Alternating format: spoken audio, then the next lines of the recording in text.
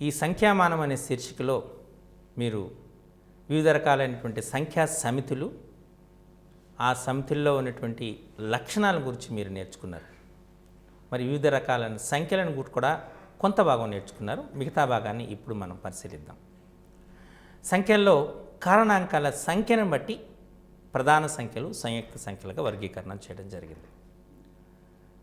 అలానే 2 చేత భాగాహారం లేదా భాగింపబడుతుందా లేదా భాగింపబడదా అనేటువంటి లక్షణం ఆధారంగా, అంటే సింపుల్గా 2 యొక్క గుణిజాలని మనం సరి సంఖ్యలని, 2 యొక్క గుణిజాలు కాని వాటిని మనం బేసి సంఖ్యలుగాను వర్గీకరణ చేయడం జరిగింది. వీటితో పాటు కారణాంకాల ఆధారంగానే మనం కవల ప్రధాన సంఖ్యలు అనేటువంటిది నేర్చుకున్నాం.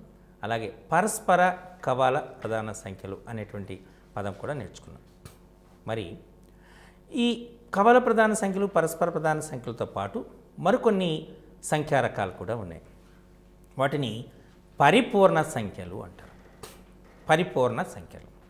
పరిపూర్ణ సంఖ్యలు అంటే ఏంటి? ఇప్పుడు ఉదాహరణకి 6 అనేటువంటి దాన్ని చూద్దాం.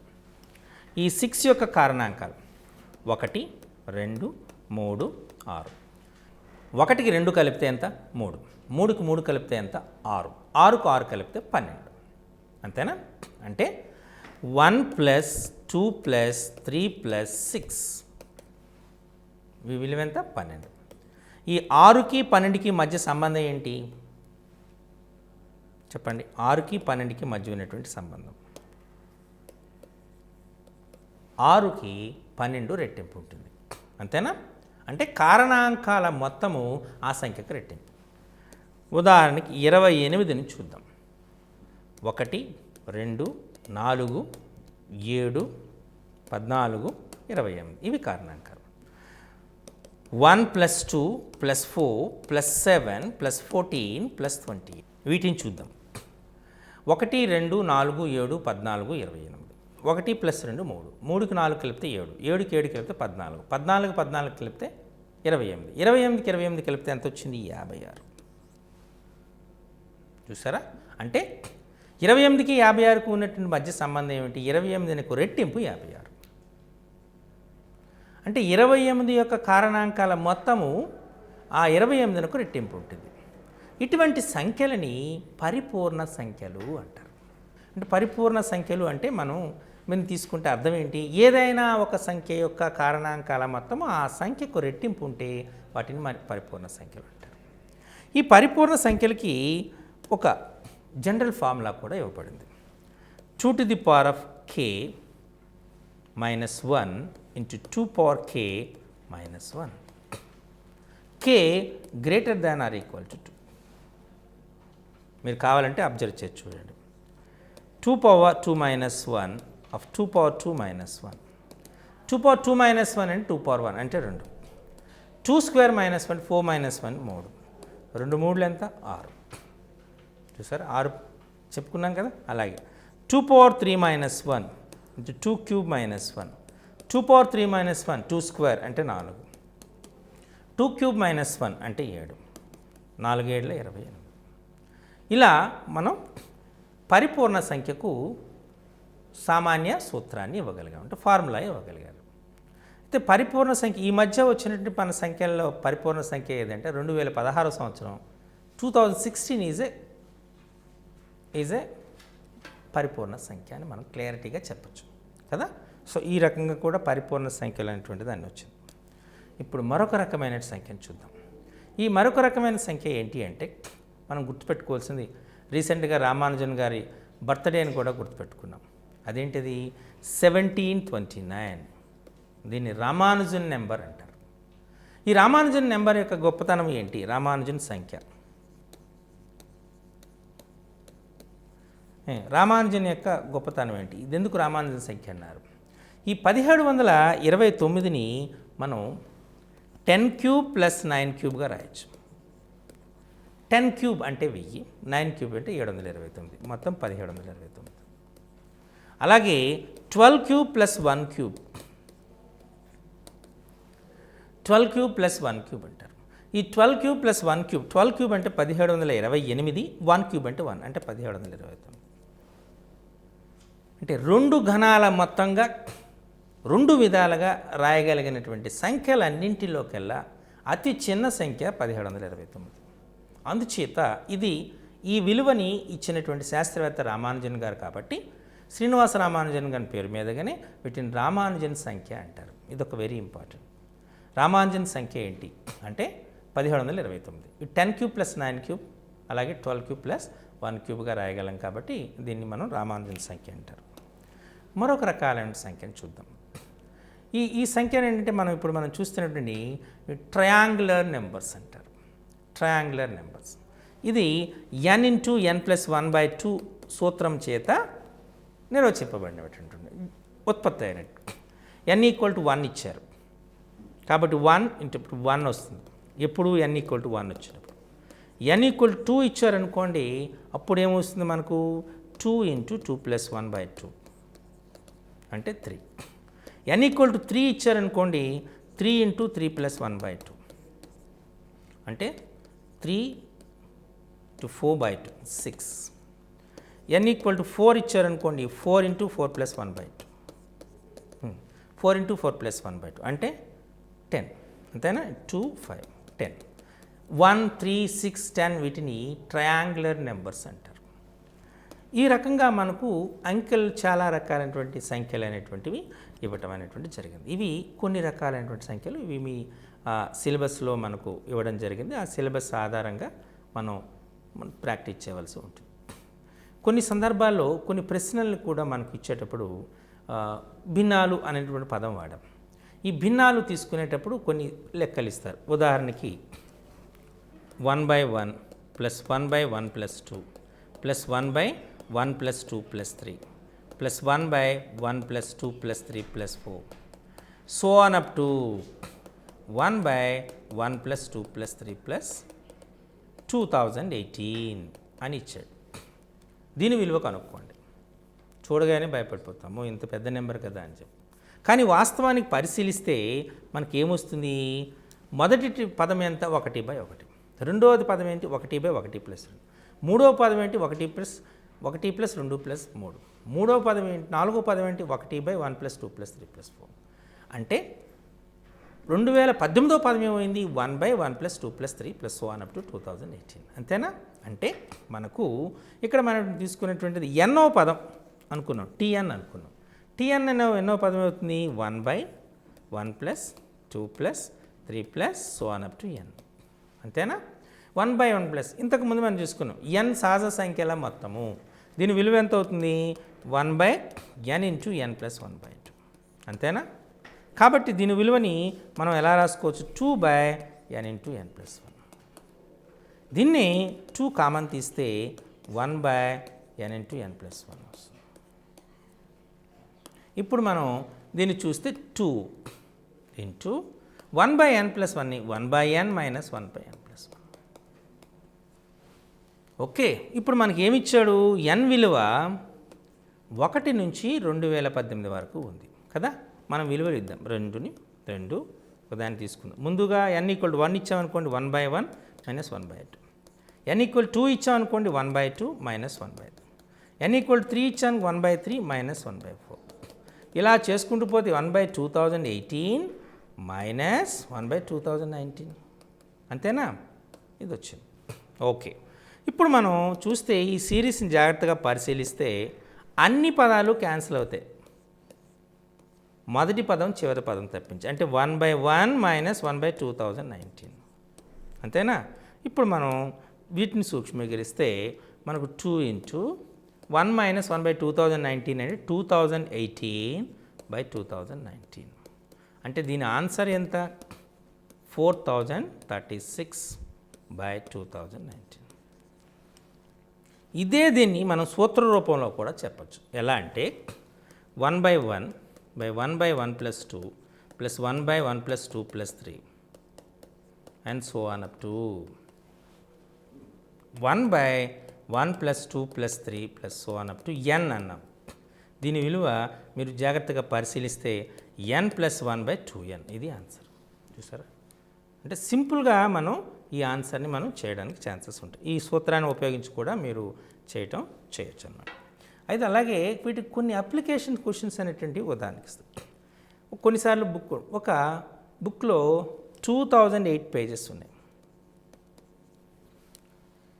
2018 నెంబర్ ఉంది అనుకున్నాం. ఒక బుక్లో అంకెలు ఉన్నాయి, అంటే ఆ పుస్తక పేజీల సంఖ్య, ఒక పుస్తకంలో పుస్తక పేజీల సంఖ్య తీసుకున్నాం. ఈ పేజీల సంఖ్య అనేటువంటిది మనం తీసుకుంటే 2018 పేజీలు ఉన్నాయనుకుందాం. ఈ 2018 పేజీల పుస్తకంలో పేజీ నెంబర్ని ముద్రించడానికి ఎన్ని అంకెలను ఉపయోగించాలి? ఇది ప్రశ్న. 2018 పేజీలు ఉన్నటువంటి ఒక పుస్తకంలో పేజీ నెంబర్ని ముద్రించడానికి ఎన్ని అంకెలను ఉపయోగించాలి? ఇది ప్రశ్న ఇచ్చాడు. ఇది చేయాలి. అంటే మనం పేజీ నెంబర్లు ఎక్కడి నుండి స్టార్ట్ చేయాలి? 1 నుంచి 2018 వరకు ముద్రించాలి. ఎలా చేస్తారు? ఈ ప్రశ్నని ఎలా చేస్తారు? 1 నుంచి 9 నెంబర్లు అంటే మనం 1 అంకె సంఖ్యలు రాయాలి, 2 అంకెల సంఖ్యలు రాయాలి, 3 అంకెల సంఖ్యలు రాయాలి, 4 అంకెల సంఖ్యను కూడా రాయాలి. కానీ అందులో అన్నీ కూడా కాదు. అంటే 1 అంకె సంఖ్య, అంటే 1 నుంచి 9 వరకు పేజీ నెంబర్ని ముద్రించడానికి ఎన్ని సంఖ్యలు కావాలి మనకు? 9 సంఖ్యలు కావాలి. అంటే 9 అంకెలు కావాలి. 10 నుంచి 99, ఈ 10 నుంచి 99 వరకు పేజీ నెంబర్లు ముద్రించడానికి ఎన్ని అంకెలను వాడాలి? అంటే ఏంటి? 2 అంకెల సంఖ్యల నెంబర్లు. ఎన్ని 2 అంకెల సంఖ్యలు ఉంటాయి మనకి? 92 అంకెల సంఖ్యలు ఉంటాయి. ఎలా చెప్పగలిగాం?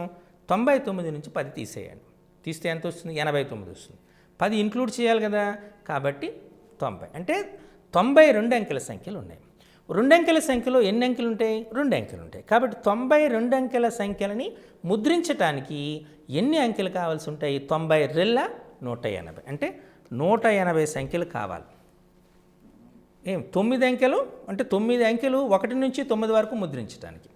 అలానే 10 నుంచి 99 వరకు ముద్రించడానికి 180 అంకెలు కావాలి. మరి ఇప్పుడు 100 నుంచి 999 ముద్రించడానికి ఎన్ని అంకెలు కావాలి? అంటే ఇవేంటి? 3 అంకెల సంఖ్యలు. ఎన్ని 3 అంకెల సంఖ్యలు ఉన్నాయి? ఎలా లెక్క కడతారు? 999లో 100 తీసేసేయండి. అంటే ఏమొస్తుంది మనకు? 899 ప్లస్ 1 అంటే 900. అంటే మనకు ఈ 900 కావాలి. ఈ 900 మనకు కావాలంటే అప్పుడు ఏం చేస్తాం మనం? 900 ఒక్కొక్క సంఖ్యని ముద్రించడం 3 అంకెలు కావాలి. అంటే 2700 అంకెలు కావాలి. అయిపోయింది. మరి ఇప్పుడు నెక్స్ట్ ఏం కావాలి మనకు? 1000 నుంచి 2018 వరకు కావాలి. 1000 నుంచి 2000 అంటే 1000 నుంచి 2018లో ఎన్ని 4 అంకెల సంఖ్యలు ఉన్నాయి?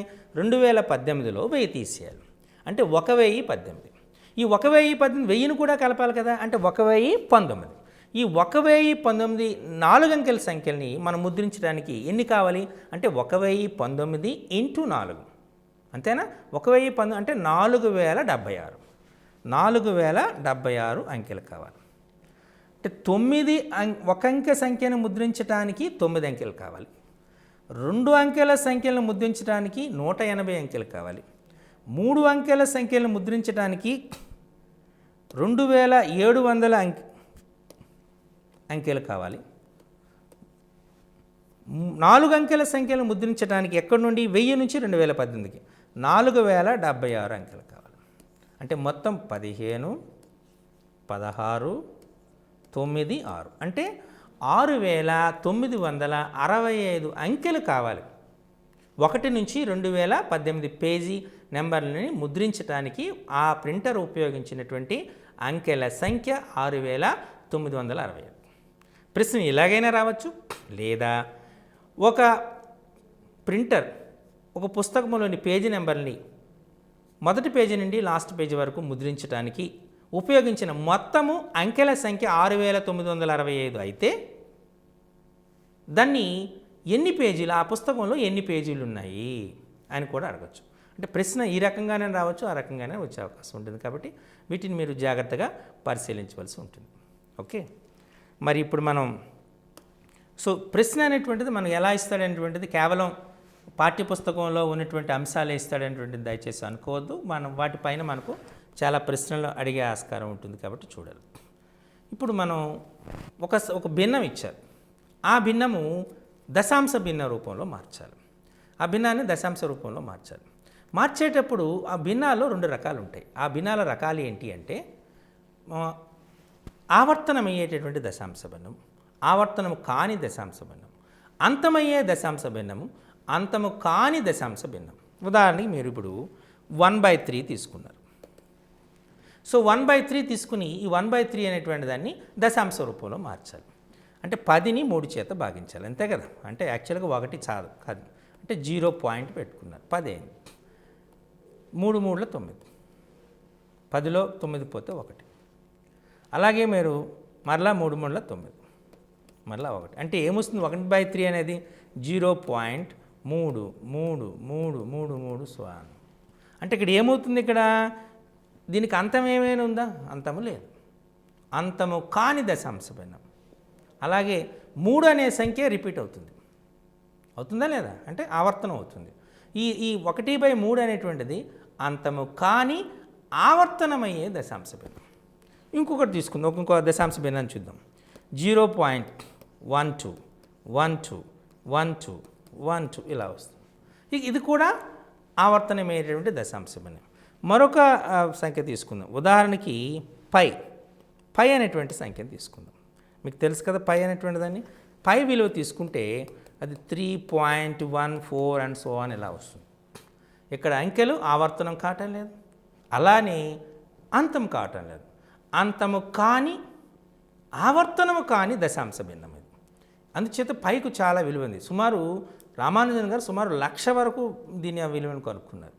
ఓకే, సో మనకు ఈ పై విలువ అందుకైతేనే మన సౌకర్యార్థం 3.14గా తీసుకుంటాం. యాక్చువల్గా పై ఈని కరణీయ సంఖ్యలు అంటారు. ఇది మీరు గుర్తుపెట్టుకోవాల్సినటువంటి చాలా అంశం. పై ఈ అనేటువంటి కూడా కరణీయ సంఖ్యలుగానే. ఓకే, మరి భాగాహారం చేయకుండానే ఒకటి అంతమవుతుందా అంతము కాదా అనేటువంటిది అలా పోలిస్తాం. ఫర్ ఎగ్జాంపుల్ 3/4 ఇచ్చాను. ఇది అంతమయ్యేటటువంటి దశాంశ భిన్నమా అంతము కాని దశాంశ భిన్నమా అని అడిగాను. అనగానే మీరు భాగాహారం చేయకనే చెప్పాలి. నేను క్లియర్గా ఇది చెప్పేస్తున్నాను, ఇది అంతము కాని దశాంశ భిన్నం. ఎలా చెప్పగలిగాను అంటే 3/4 అంటే యాక్చువల్గా ఇది మనకు తెలుసు కాబట్టి 0.75 అని చెప్పేస్తాం, అంతమైపోయింది. కాబట్టి అంతమయ్యే దశాంశ భిన్నం అంటున్నాం. ఇంకొక కొన్ని పెద్ద నెంబర్ ఇచ్చాడు. ఫర్ ఎగ్జాంపుల్ 34/20 అని ఇచ్చాం. ఇది అంతమవుతుందో అంతము కాదా భాగాహారం చేయకుండా చెప్పాలి. ఇక్కడ చెప్పాలి అనుకుంటే అప్పుడు మనకు ఒక కండిషన్ ఏంటంటే హారములో ఉన్నటువంటి సంఖ్య 2m 5n రూపంలో ఉంది. అంటే 2 యొక్క ఘాతము 5 యొక్క ఘాతాల లబ్ధంగా ఉంది అనుకోండి, ఖచ్చితంగా అది అంతమవుతుంది. 34/70 అనగానే మనకు 1.7 అని మనం క్లారిటీగా చెప్పవచ్చు. అంటే ఇది అంతమైపోతుందని నేను వేసేసాను. ఎలా చెప్పాను? 20 అంటే 2² of 5 1. చూసారా?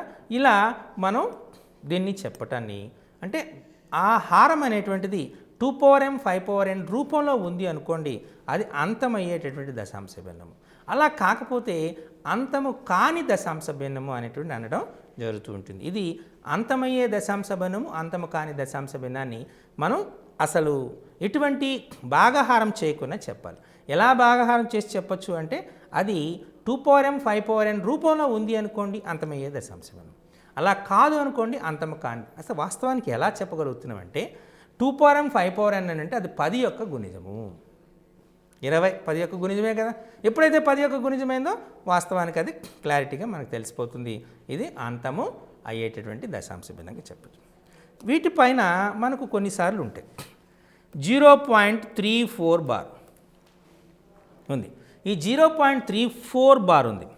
దీనిని భిన్న రూపంలో ఈ దశాంశమైనటువంటి ఆవర్తనమయ్యేటువంటి దశాంశ భిన్నాన్ని మనం భిన్న రూపంలో చూపండి అన్నాం. భిన్న రూపంలో చూపండి అంటే దీనికి ఒక సులభమైన మార్గం ఏంటి అంటే ముందుగా ఆ అంకె మొత్తం రాయాలి 0.34. ఈ తీసుకున్న తర్వాత 0.34 ఉంది కదా, మొత్తం తీసేసేయండి. తీసేస్తే 34 రాయండి. ఈ పైన గుర్తు అంటే ఈ యారో మార్క్ అనేటువంటిది ఉన్న దాని క్రింద ఎన్ని అంకెలు ఉంటాయో అన్ని 9లు వేయండి. ఎన్ని అంకెలు ఉన్నాయి? ఒక అంకె ఉంది. ఈ డెసిమల్ అంటే దశాంశ స్థానం తర్వాత ఎన్ని అంకెలు ఉన్నాయో వాటికి బదులు అంటే బార్ కింద లేనిటువంటి వాటిని అన్ని 0లు వేయండి. అంటే దీని విలువ 34/90 లేదా 17/45. అర్థమైందా? ఫర్ ఎగ్జాంపుల్ ఇప్పుడు 0.34 బార్ ఉంది.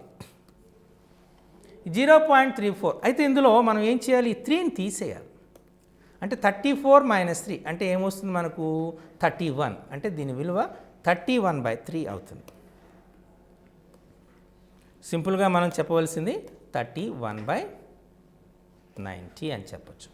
ఇప్పుడు 0.34 ఇచ్చాడు. ఈ 0.34 బార్ని ఇచ్చేటప్పుడు మనం ఏం చేయాలంటే మొత్తం రాసేసారు. 34 రాశారు కదా, 034 రాశారు. బార్ కింద ఎన్ని ఉన్నాయి? 2 ఉన్నాయి. కాబట్టి 2 ఉన్నాయి. అంటే దీని విలువ ఎంత అవుతుంది? 34/99. చూసారా? సో ఇలా మనం ఒక దశాంశ భిన్నాన్ని అంటే ఆవర్తనమయ్యేటటువంటి దశాంశ భిన్నాన్ని P/Q రూపంలో వ్యక్తపరచడం అంటే చేయొచ్చు. ఇది మీకు పరీక్షలో అడిగేటటువంటి ఆస్కారం ఉంటుంది కాబట్టి వాటి మీద ప్రాక్టీస్ చేయండి. ఉదాహరణకి 2.35 బార్ ఎలా చేస్తారు?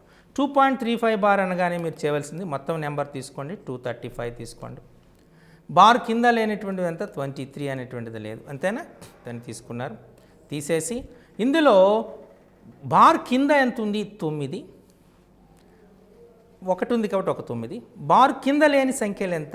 1, 0. అంటే మనకి ఎంత వచ్చింది? 235 - 23 అంటే 212/90. ఇదే దాన్ని 2.35 బార్ ఉంది. 34 దీని విలువ 235 - 2/99 అంటే 233/90. 99. ఇంకొకటి ఉంది మనం ఫర్ ఎగ్జాంపుల్ ఇప్పుడు చూద్దాం. ఇప్పుడు అర్థమైన తేడా 2.35 బార్ ఉంది. అంటే 235 - 23 మొత్తాన్ని తీసేసాం. కానీ డిసిమల్కు ముందు ఉన్నటువంటి అంశానికి మనం విలువ ఇవ్వము. కాబట్టి డిసిమల్కు తర్వాత ఉన్నటువంటిలో ఎన్ని అంకెలు బార్ కింద ఉన్నాయి, ఎన్ని అంకెలు బార్ కింద లేవు చూడాలి. దానికి తగ్గట్టుగానే బార్ కింద ఉన్న అంకెలకు తగ్గట్టు 9 వేయాలి, బార్ కింద లేని అంకెలకు తగ్గట్టుగా 0 వేయాలి. తేడా అర్థమైంది? 2.35 బార్ ఉంది అంటే మనం 235 - 23/90 వేశారు అంటే 212/90 అయింది. 2.35 బార్ వచ్చేటికి 235 - 2/99 అయింది కాబట్టి 233/90. ఈ రకంగా వాటిలో ఉన్నటువంటి అంశాన్ని మీరు జాగ్రత్తగా పరిశీలించవలసి ఉంటుంది. వీటి మధ్య ఉన్నటువంటి సంబంధం. అలానే ఇప్పుడు మరి కారణాంకాల అంటే మనం ప్రాథమిక కారణాంకాల లబ్ధంగా వ్యక్తపరచడం కూడా చాలా ఇంపార్టెంట్. ఉదాహరణకి 1080 ఉంది. Is expressed as 2 power A of 3 power B of 5 power C అని ఇచ్చాడు. అయితే A plus B plus C విలువ ఎంత? ఇది మీకు ప్రశ్న. అప్పుడు ఏం చేయాలి? 1080ని ముందు 2 చేత భాగించాలి, 540. తర్వాత 270, తర్వాత 135, తర్వాత 3 చేత 3 45, తర్వాత 3 15. ఈ 15ని 3 5 అంటే ఏమొచ్చింది మనకు? 2s ఎన్ని వచ్చాయి? 1 2 3 అంటే 2 క్యూబ్. 3లో ఎన్ని వచ్చాయి? 3 కాబట్టి 3 క్యూబ్. 5లో ఎన్ని వచ్చాయి? 1 5 పవర్ 1 అంటే మనకేమొచ్చింది? మనకు 2 cube of 3 cube of 5 power 1 అంటే ఏ విలువ ఎంత? 3. B విలువ ఎంత? ఆల్సో 3. C విలువ ఎంత? 1 అంటే A plus B plus C విలువ ఎంత అయింది? 7. ఇలా మనకు ప్రశ్న వచ్చే ఆస్కారం ఉంటుంది కాబట్టి వీటిని కూడా మీరు బాగా గుర్తుపెట్టుకోవాల్సి వస్తుంది. ఒక ఉదాహరణకి 37/13 అని ఇచ్చాడు. ఈ 37/13 is equal to A plus 1/1 plus B by 1 plus 1/C అని ఇచ్చాడు. A plus 1/1 plus 1/1 plus 1/B plus 1/C. Okay, so మరొకసారి మనం క్లియరిటీగా చూద్దాం. 37/13 is equal to A plus 1/B plus 1/C plus 1/D. అయితే A plus B plus C plus D విలువ ఎంత? ఇది ప్రశ్న. ఈ లెక్కను మీరు చేయాలనుకుంటే అప్పుడు మీరు చేయవలసిన పద్ధతి ఏంటి అంటే జాగ్రత్తగా పరిశీలిస్తే 37/13 దీని యొక్క లక్షణం ఏంటో చెప్పండి. ఇది అపక్రమ భిన్నం. ఎప్పుడైతే అపక్రమ భిన్నము దాన్ని మనం దేని రూపంగా చేయొచ్చు? మిశ్రమ భిన్నంగా చేయొచ్చు. 37ని 13తో భాగిద్దాం. 13 2 26, 11 మనకు రిమైండర్. ఇందులో మీరు చాలా గుర్తుపెట్టుకోవాల్సిన అంశం ఏంటి అంటే మనం డివిజనల్ అల్గారిథం ఫండమెంటల్ థీరం అనే దాన్ని వాడుతున్నాం. అంటే ఫండమెంటల్ థీరం అంటే విభాజ్యము ఈజ్ ఈక్వల్ టు విభాజకము ఓకే ఇంటూ విభాజకము గుణకము ప్లస్ శేషము అంటారు.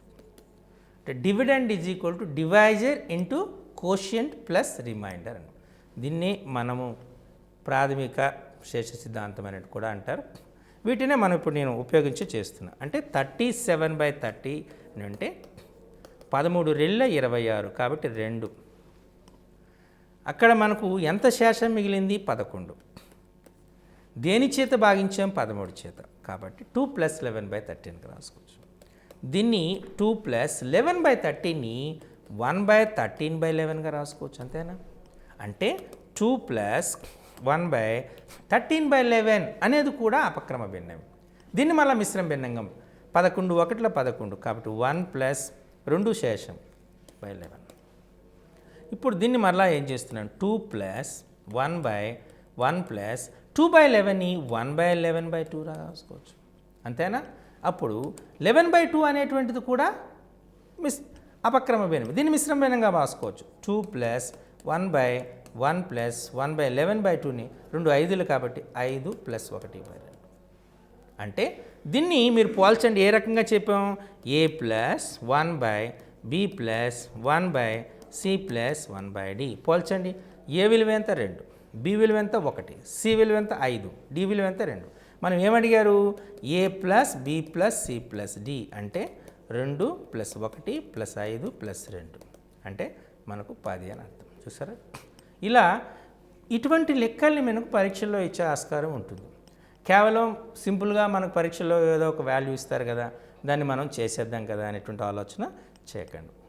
మంచి లెక్కలు కూడా మంచి అప్లికేషన్ అనేటువంటి లెక్కలు ఇచ్చే ఆస్కారం ఎక్కువగా ఉంటుంది కాబట్టి వాటినే చూడడం అనేటువంటి చేయడం. ఓకే, మరి ఇందులో మనకు వర్గాలు వర్గమూలాలు ఘనాలు ఘనమూలాలు అనేటువంటివి ఇవ్వడం జరిగింది. సో ఈ వర్గాలు వర్గమూలాలు ఘనాలు ఘనమూలాల పైన చాలా మంచి ప్రశ్నలు వచ్చే ఆస్కారం కూడా ఉంటుంది. వీటిని కూడా మీరు చాలా జాగ్రత్తగా పరిశీలించవలసి ఉంటుంది. వీటిని నేర్చుకునే ముందు మనం భాజనీయతా సూత్రం అనేటువంటిది చాలా ఇంపార్టెంట్. భాజనీయతా సూత్రం ఇది దీనిపైన చాలా మంచి ప్రశ్నలు వచ్చే ఆస్కారం ఉంటుంది.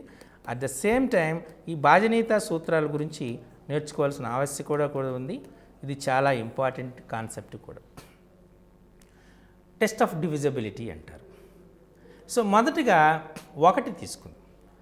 1 ప్రతి అంకెకు కారణాంకం అంటే ప్రతి సంఖ్య 1చే నిశ్శేషంగా భాగింపబడుతుంది కాబట్టి 1కి ప్రత్యేకమైన భాజనీయత సూత్రం లేదు. తర్వాత 2 గురించి మనం చూసుకుంటే 2 యొక్క మీరు జాగ్రత్తగా చూస్తే 2 4 6 8 10 12 ఓకే 14 16 18 20 22 కాబట్టి చూడండి 2 4 6 8 10 12 14 16 18 20 22 అంటే ముందు 0 వేసుకుంటే 0 2 4 6 8 ఇక్కడ కూడా చివరి అంకెలు చూడండి 0 2 4 6 8 తర్వాత కూడా రాబోతుంది 0 2 4 6 అంటే ఒక సంఖ్య 0 లేదా 2 లేదా 4 లేదా 6 లేదా 8 ఈ అంకెల్లో ఏదో ఒక అంకె చేత ముగింపబడితే లేదా ఒక సంఖ్య యొక్క 1ల స్థానంలో 0 కానీ 2 కానీ 4 కానీ 6 కానీ 8 కానీ ఉంటే ఆ సంఖ్యను సరి సంఖ్య అంటారు. ఆ సంఖ్య 2చే నిశ్శేషంగా భాగింపబడుతుంది. ఇది 2 యొక్క భాజనీయత సూత్రం. ఉదాహరణకి 476 2 చేత భాగింపబడుతుందా లేదా అని అడిగాడు. భాగింపబడుతుందా లేదా? చివరి అంకె ఏంటి 6 కాబట్టి 476 2 చేత భాగింపబడుతుంది. 347 2 చేత భాగింపబడుతుందా లేదా అని అడిగారు. 347 2 చేత భాగింపబడుతుందా? భాగింపబడదు అని చెప్పచ్చు. ఎందుకు? చివరి అంకె 7. ఇలా చూడగానే ఆ అంకె 2 చేత భాగింపబడుతుందా లేదా అని చెప్పచ్చు. ఎలా చెప్పచ్చు? ఆ సంఖ్యలోని 1ల స్థానంలోని అంకె 0 లేదా 2 లేదా 4 లేదా 6 లేదా 8 అయితే ఆ సంఖ్య 2 చేత భాగింపబడుతుంది అని ఖచ్చితంగా చెప్పచ్చు. ఓకే, ఇది 2 యొక్క భాజనీయత సూత్రం. మరి మరొక సంఖ్య లేదా అంకె 3తో చూద్దాం. ఉదాహరణకి ఇప్పుడు 3 ఎక్కం చదివితే మీరు తెలిసిపోతుంది క్లారిటీగా. ఆ అంకెల మొత్తం 3వ ఎక్కంలోని అంకె చూడండి. ఉదాహరణకి 3 5ల 15, 3 6ల 18, 3 7ల 21, 3 8ల 24, ఓకే, 3 9ల 27, 3 10ల 30, 3 11ల 33, 3 12ల 36, 3 13ల 39, 3 14ల 42. ఇప్పుడు ఇవన్నీ 3వ ఎక్కలోనే కదా. ఆ అంకెల మొత్తం కూడండి. 1 + 5 6, 1 + 8 9, 2 + 1 3, 2 + 4 6, 2 + 7 9, 3 + 0 3, 3 + 3 6, 3 + 6 9, 3 + 9 12, 4 + 2 6. చూసారా? అంటే ఆ సంఖ్యలోని అంకెల మొత్తము 3 చేత భాగింపబడితే ఆ సంఖ్య 3 చేత భాగింపబడుతుంది. దీన్ని 3 యొక్క భాజనీయత సూత్రం అంటారు. ఫర్ ఎగ్జాంపుల్ మీకు ఒక ప్రశ్న అడుగుతాడు పరీక్షలు. ఎలా అని 2018 ఇప్పుడు ఇచ్చాం 2018 ఇది 3 చేత భాగింపబడుతుందా లేదా అన్నాం. అంటే భాగాహారం చేయాల్సిన పని లేదు. 2 + 0 + 1 + 8, 2 + 0 + 1 + 8 అంటే 2కి 1 కలిపితే 3, 3కి 8 కలిపితే 11. 11 3వ ఎక్కంలో ఉందా? లేదు. అంటే 11 3 చేత భాగింపబడదు కాబట్టి 2018 3 చేత భాగింపబడదు. కొద్దిమంది జనరల్గా తప్పు చేసే ఛాన్సెస్ అంటే చివరి 18 ఉంది కదా, 3వ ఎక్కంలో ఉంది కదా, కాబట్టి 3 చేత భాగింపబడుతుంది అనుకునే ఛాన్సెస్ ఉంటాయి. తప్పు. క్లారిటీగా 2 + 0 + 1 + 8 అంకెల మొత్తం కూడండి. ఆ అంకెల మొత్తం 3 చేత భాగింపబడింది అనుకోండి, ఆ సంఖ్య 3 చేత భాగింపబడుతుంది అనేటువంటి అర్థం. తర్వాత అంకె చూద్దాం. 4 చేత భాగింపబడాలి ఏంటి? ఇప్పుడు 4 చేత భాగింపబడాలి అంటే చివరి 2 అంకెలతో ఏర్పడిన సంఖ్య 2 సున్నాలు కానీ లేదా 4 చే భాగింపబడే సంఖ్య అయితే ఆ సంఖ్య 4 చేత భాగింపబడు. ఉదాహరణకి 400, 2700 ఈ సంఖ్య 4 చేత భాగింపబడుతుందా లేదా అనగానే చివరి 2 సున్నాలు ఉన్నాయి కాబట్టి ఖచ్చితంగా 4 చేత భాగింపబడుతుందండి. ఎందుచేత చివరి 2 సున్నాలు ఉన్నాయి అంటే అది 100 యొక్క గుణిజము. అంతేనా? 4 పక్కన 2 సున్నాలు ఉన్నాయి. దీని అర్థం 4 × 100 అంతే కదా. 100 అంటే 25, 4లో 100 కాబట్టి 4 చేత భాగం. ఈవెన్ 27 100లు తీసుకునే 27 × 100, 100 అంటే 25 4 కాబట్టి ఖచ్చితంగా 4 చేత భాగం. అంతేకాకుండా చివరి 2 అంకెలచే ఏర్పడిన సంఖ్య 4 చే భాగింపడితే ఆ మొత్తం సంఖ్య 4 చేత భాగం. ఉదాహరణకి 3648 అని ఇచ్చాం. ఇది 4 చేత భాగింపబడుతుందా లేదా?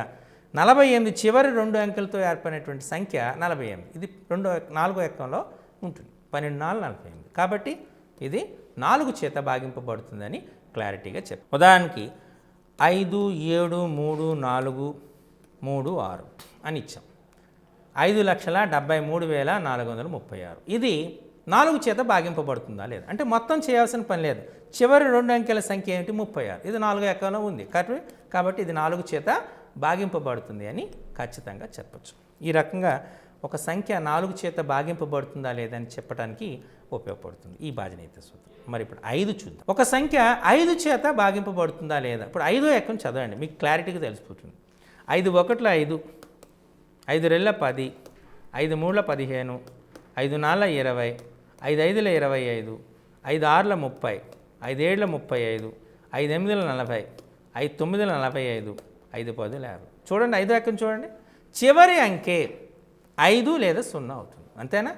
0 లేదా 5 అనేటువంటిది 1ల స్థానంలో అంకె అయింది అనుకోండి, ఆ సంఖ్య 5 చేత భాగింపబడుతుందని ఖచ్చితంగా చెప్పచ్చు. 3 6 5 3 అంటే 3653 5 చేత భాగింపబడుతుందా లేదా అని అడిగారు అనుకోండి, భాగింపబడదు అని చెప్పవచ్చు. అదే 7 5 6 4 0 ఇది 5 చేత భాగింపబడుతుందా లేదంటే 5 చేత భాగింపబడుతుంది. ఎందుచేత అంటే ఏ గుణిజమైన 5 యొక్క గుణిజమైన 5 చేత కానీ 0 చేత కానీ ముగింపబడుతుంది. అంటే 1ల స్థానంలో 5 లేదా 0 ఉంటుంది కాబట్టి అది 5 చేత భాగింపబడుతుందని చెప్పడం. ఈ రకంగా మనం 5 యొక్క భాజనీయత సూత్రాన్ని చెప్పం. మరి 6 యొక్క భాజనీయత సూత్రం. 6 అనగానే మనకు తెలిసిన కారణాంకాలు ఏంటి? 1 2 6 యొక్క కారణాంకాలు చెప్పండి. 1 2 3 6 1 2 3 6 తీసుకున్నాం కదా. మరి 1 2 3 6 తీసుకుంటే 1 అన్ని సంఖ్యలకు కారణాంకం, 6 అదే సంఖ్యకు అది కారణాంకం, కాబట్టి దాని పెద్ద సమస్య కాదు. కానీ 2 3 తీసుకున్నాం అనుకోండి, అంటే ఒక సంఖ్య 2 చేత భాగింపబడాలి, 3 చేత భాగింపబడాలి, అప్పుడు ఖచ్చితంగా ఆ సంఖ్య 6 చేత భాగింపబడుతుంది. ఇది 6 యొక్క భాజనీయత సూత్రం. అంటే అది 2 చేత భాగింపబడాలి, 3 చేత కూడా భాగింపబడాలి. అలా 2 అంకెల చేత కూడా భాగింపబడితే ఆ సంఖ్య 6 చేత భాగింపబడుతుంది. 6 యొక్క ఒక లక్షణం ఉంది ఏంటంటే 6 యొక్క ఘాతం ఆల్వేస్ 6తో ఎండ్ అవుతుంది. కాబట్టి చూడండి, 6 power 1 6, 6 square 36, 6 cube 216, okay, 6 to the power 4 1296. చూసారా, ఇలా మనం 6ని ఘాతాన్ని పెంచుకుంటూ పోతే 6 power n 6 చేత ముగింపబడుతుంది. ఇది వెరీ ఇంపార్టెంట్. ఇలా ఇచ్చినాయి 6 యొక్క nవ ఘాతం 6 అనేటువంటి 1ల స్థానంలో కలిగి ఉంటుంది.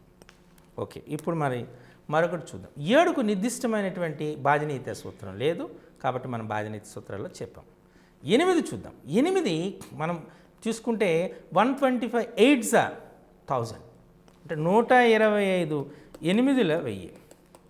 అంటే దీని అర్థము ఏదైనా ఒక సంఖ్య యొక్క చివరి 3 అంకెల సంఖ్య 3 సున్నాలు కానీ, ఆ 3 అంకెలతో ఏర్పడిన సంఖ్య 3 చేత భాగింపబడ్డం కానీ 8 చేత భాగింపబడ్డం కానీ జరిగితే ఆ సంఖ్య 8 చేత భాగింపబడుతుంది అంటాం. అంటే ఉదాహరణకి 2000 తీసుకున్నాం, ఇది 8 చేత భాగింపబడుతుందా లేదన్నాం. ఎందుకు 2000 అనగానే 2 into 1000 అంతే కదా. అంటే 2 into 1000 అంటే 125 8ల ఖచ్చితంగా 8 చేత భాగింపబడుతుంది. ఇలా ఒక సంఖ్య చివరి 3 అంకెలతో ఏర్పడిన సంఖ్య 8 చేత అంటే భాగింపబడితే అది భాగింపబడుతుంది, లేదా చివరి 3 అంకెలు 3 సున్నాలు అయితే కూడా అది భాగింపబడుతుంది.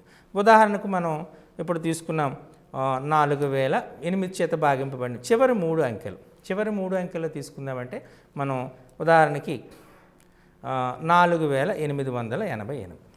ఈ 888 8 చేత భాగింపబడుతుంది కదా, కాబట్టి మొత్తం సంఖ్య 8 చేత భాగింపబడుతుందని చెప్పడం చేయొచ్చు. ఇది 8కి సంబంధించినది.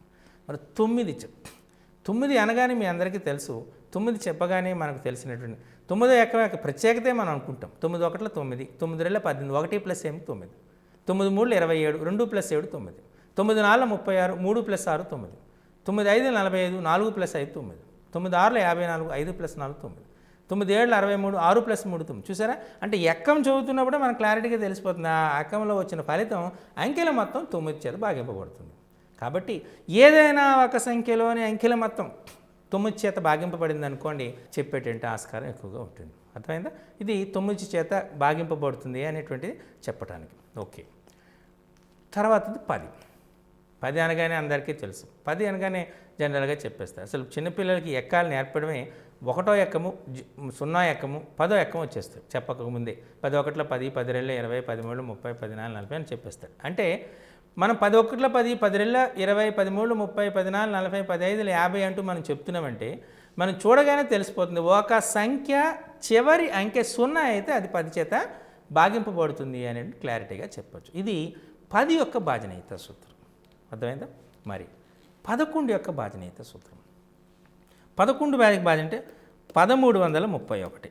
ఇది మనందరికీ తెలుసు 11 క్యూబ్ అని. అంటే అంకె వదిలి అంకెని మనం రాసాం. అంటే 1 + 3 3 + 1, అంటే 1 + 3 3 + 1, 1 + 3 విలువ ఎంత 4, 3 + 1 విలువ ఎంత 4. చూసారా, అంటే అంకె వదిలి అంకెని మనం రాయగా ఆ 2 అంకెలు సమానం అయ్యాయనుకోండి, లేదా వాటి భేదం 11 యొక్క గుణిజం అయిందనుకోండి, ఆ సంఖ్య 11 చేత భాగింపబడుతుంది. ఇది 11 యొక్క భాజనీయత సూత్రం. అంటే అంకె వదిలి అంకెని మనం రాయగా వచ్చినట్టు అంకెల మొత్తం మిగిలిన అంకెల మొత్తానికి సమానం అయిందనుకోండి, లేదా ఆ రెండింటి యొక్క భేదం ఆ మొత్తాల భేదం 11 యొక్క గుణిజం అయిందనుకోండి, దాన్ని మనం 11 యొక్క భాజనీయత సూత్రంగాను 11 యొక్క గుణిజంగాను గుర్తించవచ్చు. ఓకే, ఇవి మనకు ఈ సంఖ్యల యొక్క భాజనీయత సూత్రం. వీటిని మీరు బహుశా అందరూ ప్రాక్టీస్ చేసి ఉంటారు. ఓన్లీ నాన్ మ్యాథమెటిక్స్ స్టూడెంట్స్కి ఇది కొద్దిగా కష్టంగా అనిపించవచ్చు. దీనిపైన ఎటువంటి ప్రశ్నలు వస్తాయో మనం కాస్త పరిశీలిద్దాం. ఒక 4 అంకెల సంఖ్య ఈ ధర్మాలను కలిగి ఉంది. మొదటి ధర్మం, మొదటి 2 సంఖ్యలు సమానం, చివరి 2 సంఖ్యలు సమానం. First question, first property. రెండోది రెండోది తీసుకుంటే ఇందులో రెండోది అది ఒక మనం తీసుకున్న అది ఒక 2 అంకెల సంఖ్యకు వర్గం. 2 అంకెల సంఖ్యకు వర్గం. దాని వర్గమూలము ఒక పాలిండ్రోమ్ అయినా ఆ సంఖ్యను కనుక్కోండి. ఇది ప్రశ్న. ఇదేంటి, అక్కడ 3 ప్రాపర్టీస్ ఉన్నాయి. 4 అంకెల సంఖ్య, మొదటి 2 అంకెల సంఖ్య, మొదటి 2 అంకెలు సమానము, చివరి 2 అంకెలు సమానము. ఆ సంఖ్య ఒక సంఖ్య యొక్క వర్గము, ఆ సంఖ్య వర్గమూలము ఒక పాలిండ్రోమ్ అయితే ఆ సంఖ్యను కనుక్కోండి అన్నది. ఇది ప్రశ్న. ఎలా చేస్తారు? ఎక్స్ ఎక్స్ వై వై అంతేనా? ఇది సంఖ్య అనుకున్నాం. ఎక్స్ ఎక్స్ వై వై ఎందుకు? 4 అంకెల సంఖ్య, 4 ఎక్స్ ఎక్స్ వై వై. రెండోది ఏంటి? మొదటి 2 అంకెలు సమానము, తర్వాతి 2 అంకెలు సమానం. కాబట్టి మొదటి 2 అంకెల్ని ఎక్స్ ఎక్స్ అనుకుందాం, తర్వాత 2 అంకెల్ని వై వై అనుకుందాం. ఓకే, ఇప్పుడు ఆల్టర్నేట్స్ తీసుకుందాం. అంటే ఎక్స్ ప్లస్ వై అంటే మనకు ఎక్స్ ప్లస్ వై రెండు సమానమే కదా. కాబట్టి ఇది 11 చేత భాగింపబడుతుంది అని క్లియర్గా తెలిసిపోతుంది. క్లియరేనా? ఎప్పుడైతే 11 చేత భాగింపబడిందని తెలుస్తుందో మనం ఏదవచ్చు X X Y Y is equal to 11 into something K అనుకున్నాం.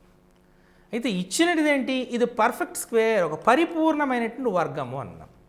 ఎప్పుడైతే ఇది పరిపూర్ణమైన వర్గమైందో ఒక కారణాంకం కూడా పరిపూర్ణమైనటువంటి వర్గమే కావాలి. అంటే 11 కాకుండా 11 స్క్వేర్ అవ్వాలి కదా, 11 స్క్వేర్.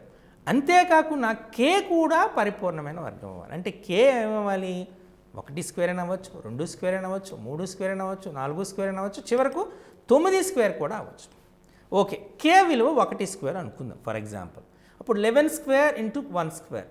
11 స్క్వేర్ అంటే 121, 1 స్క్వేర్ అంటే 1 అంటే 121 ఇంటూ 1 121. అది ఏ సంఖ్య అన్నారు? 4 అంకెల సంఖ్య అని చెప్పాం. మరి ఇప్పుడు 4 అంకెల సంఖ్య అన్నప్పుడు ఇది మనకి ఏమొస్తుంది? 3 అంకెల సంఖ్య వచ్చింది. మనం చిన్న అంకెతో ప్రారంభించాం కాబట్టి చిన్నది వచ్చింది. ఇప్పుడు మనం పెద్ద అంకెతో ప్రారంభిద్దాం.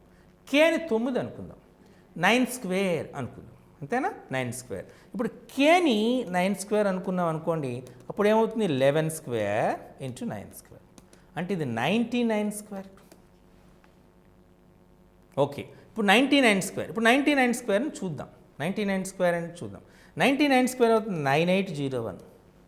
మనకు వచ్చిందా? రాలేదు. అంటే 9 స్క్వేర్ అనేది పనికిరాదు. ఇప్పుడు కే ఈజ్ ఈక్వల్ టు 8 స్క్వేర్ తీసుకుందాం. కే ఈక్వల్ టు 8 స్క్వేర్ అంటే 11 square into 8 square. So 11 square into 8 square అంటే అర్థం ఏంటి? 88 స్క్వేర్. 88 స్క్వేర్ని మీరు చూస్తే 7744. మొదటి 2 అంకెలు సమానం, చివరి 2 అంకెలు సమానం. ఈ 7744 7744 అనేటువంటిది మొదటి 2 అంకెలు సమానం, చివరి 2 అంకెలు సమానం. మొదటిది సాటిస్ఫై అయింది. అలాగే 88 యొక్క వర్గం. కాబట్టి 2 అంశాలు కూడా 88 పాలిండ్రోమ్. ఈ 3 అంశాలు కాబట్టి ఆన్సర్ ఏమవుతుంది? 7744 అని అర్థం. ఇది ఇటువంటి ప్రశ్నలు వచ్చే ఆస్కారం ఉంటుంది. కాబట్టి ఇక్కడ పాలిండ్రోమ్ అన్నాం. పాలిండ్రోమ్ అనే ఒక పదం వాడాం. పాలిండ్రోమ్ అనే పదం అంటే 1331 అంకె తీసుకున్నారు. కుడి నుంచి ఎడమకు చదివిన, ఎడమ నుంచి కుడికి చదివిన 1331 1331 లాగా కనబడుతుంది. ఇటువంటి అంకెలని లేదా సంఖ్యలని పాలిండ్రోమ్స్ అంటారు. ఇదొక వెరీ ఇంపార్టెంట్. సో పాలిండ్రోమ్స్ అంటే ఏంటో మనం చాలా గుర్తుపెట్టుకోవాల్సినటువంటి ఆస్కారం ఉంది. ఓకే, మరి ఇందులోని మనకు ఈ అంశాల్లోని మనకు మరికొన్ని అంశాలు ఇవ్వబడినవి ఏంటి అంటే సంఖ్యారేఖ పైన వివిధ రకాలైనటువంటి ప్రక్రియలను ఏ విధంగా సూచిస్తారు? ఇదొక ప్రశ్న కూడా వచ్చే ఆస్కారం ఉంటుంది. సంఖ్యారేఖ పైన. సంఖ్యారేఖ అంటే మీరు తెలుసు, మీకు తీసుకున్నది 0 1 2 3 4 5 తీసుకున్నారు, 6 7 8 9 10 అనుకున్నారు. మనం 3 + 2 విలువ ఎంత అవుతుంది? సంఖ్యారేఖపై చూడాలి. అంటే ఇది కూడిక కాబట్టి మనం ఏం చేయాలంటే మనం 3 వద్ద ప్రారంభించి అంటే 0 నుంచి 3 వరకు వెళ్ళాలి. అది 3 అని తెలుసు. 2 స్థానాల్ని దాటాలి. ఎటువైపు? కుడివైపు దాటాలి. సంకలనానికి కుడివైపు, వ్యవకలనానికి ఎడమవైపు దాటాలి. అంటే 3 ఒక స్టెప్ 2 అంటే 3 + 2 ఎంత వచ్చింది మనకు? 5 ఈ రకంగా కూడికను మనం సంఖ్యారేఖ పైన సూచిస్తాం. అదే 8 - 6 వాల్యూ ఎంత అన్నారు. 8 - 6 వాల్యూ ఎంత అంటే 8 దగ్గరకు పోయి కూడిక దగ్గర మనం ఏం చేయాలి, కుడి నుంచి ఎడమ నుంచి కుడికి వెళ్ళాలి. కానీ వ్యవకలనానికి కుడి నుంచి ఎడమ వైపుకి వెళ్ళాలి. అంటే 8 నుండి ఎక్కడికి వెళ్ళాలి, 6కి వెళ్ళాలి. అంటే 8 నుంచి 6కి వెళ్ళాలి. ఎన్ని స్థానాలు వెళ్ళాం, 2 స్థానాలు ముందు ఎడమ వైపుకి వెళ్ళాం. కాబట్టి 8 - 6 = 2. ఇలా మనం ఈ కూడికల్ని తీసివేతల్ని సంఖ్యారేఖ పైన సూచించడం జరుగుతుంది. ఇదే సంఖ్యారేఖ పైన మనం కరణీయ సంఖ్యలను కూడా సూచించవచ్చు.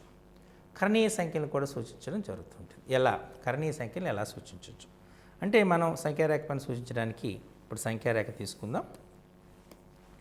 దీన్ని మనం 0 1 2 3 4 5 6 7 8 9 10 అలా తీసుకున్నాం. ఇప్పుడు √2ని సంఖ్యారేఖ పైన సూచించాలి. ఇది కరణీయ సంఖ్య. ఇప్పుడు ఏం చేయాలంటే మనం 0 దగ్గర 1 యూనిట్ పొడవు ఉన్నటువంటి రేఖను గీయాలి. 1 యూనిట్ ఉంటుంది. 0 నుంచి 1కు 1 యూనిట్ పొడవు, అంతేనా? అంటే ఇది 1 యూనిట్ పొడవు, ఇది 1 యూనిట్ పొడవు. దీన్ని కలపండి. ఇది √2 యూనిట్లు అవుతుంది. ఇప్పుడు √3ని సూచించాలనుకోండి, దీన్ని ఏ అనుకుందాం, దీన్ని బి అనుకుందాం ఉదాహరణకి. ఇప్పుడు మనకి ఏబి పొడవు ఎంత ఉంటుందో అంత పొడవుని 0 నుంచి చూడండి. చూసి అక్కడ బిందువును గుర్తించి దాన్ని కలపండి. ఇప్పుడు ఓసి అనేటువంటిది మనం తీసుకున్నాం. ఇది √2 విలువ ఉంటే అప్పుడు ఏసీ అనేటువంటిది √3 ఉంటుంది. అలాగే √4 అంటే 2తో సమానం. ఇలా మనం సంఖ్యారేఖ పైన కరణీయ సంఖ్యను సూచించవచ్చు. అలాగే ఈ ప్రాథమిక భావన అయినటువంటి మనం సంకలనము, వ్యవకలనము, గుణకాహారము, భాగాహారము ప్రక్రియలను కూడా చేయొచ్చు. ఇది చాలా ఇంపార్టెంట్. ఈ రకంగా మనం సంఖ్యారేఖ పైన సూచించేటటువంటి ఆస్కారం ఉంది. ఓకే, సో ఇప్పుడు మనం వీటిలో తీసుకునేటప్పుడు సంఖ్యామానంలో మనం చూసిస్తున్నాం స్థాన విలువలు అనేటువంటిది ఇంతకుముందు చెప్పుకున్నట్టు చాలా ఇంపార్టెంట్. స్థాన విలువలు ఇప్పుడు ఉదాహరణకి 3436 తీసుకున్నాం. స్థాన విలువలు ఇది ఒకట్ల స్థానం, ఇది పదుల స్థానం, ఇది వందల స్థానం, ఇది వేల స్థానం. చూసారా? దీన్నే మనం యూనిట్స్ డిజిట్ అంటాం, టెన్స్ డిజిట్స్ అంటాం, 100 డిజిట్ అంటాం, 1000 డిజిట్ అంటాం. ఓకే, ఇలానే మనకు ఇంకొక మానం ఉంది. దాన్ని ద్విసంఖ్యామానము అంటారు. ద్విసంఖ్యామానం.